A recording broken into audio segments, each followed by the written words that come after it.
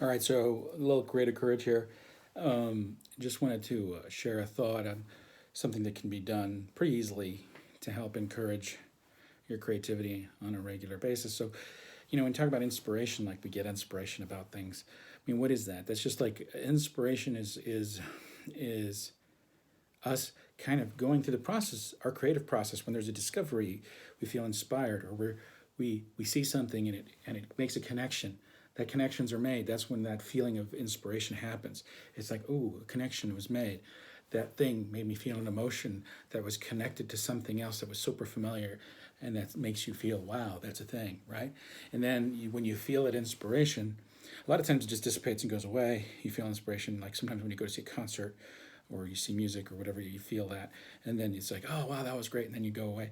Other times the inspiration encourages you to try to do something. But so there are things that inspire us, a lot of different things that inspire us, and I just asked the question, do you know what they are? You can pick five things. Think of five things that inspire you regularly. Now, this could be certain kinds of music, it could be certain kinds of people, it could be moments in time, it could be time like Christmas, whatever it is. Things that inspire you. They could be very specific things. But if you log them, write them down so that you're actually aware of it instead of just kind of living your life and then being inspired by the thing when it happens and then just leaving this little memory that, oh yeah, that inspires me. Actually write them down and be aware of what they are.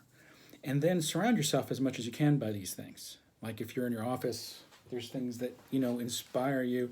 I mean, things that this is a painting I did, and it reminds me of a trip that we took to Scotland, and it inspired me to when I saw this building, I thought it was amazing. So I painted it when I got home. I took a picture of it, and when I came home, I painted it. And that day that I painted it, it was a good day. It was a really good day, and I synced up with something that was inspiring. So when I leave it here in the office, I forget it's there sometimes, but it's there, and I'm aware that it's there, and I know that having these hints and a little residue of inspiration surrounding you on a regular basis is good and is healthy, because it's like just influences you even though you're not aware of it. Because I'm super aware that even though my conscious mind isn't aware of things around me, my subconscious constantly is.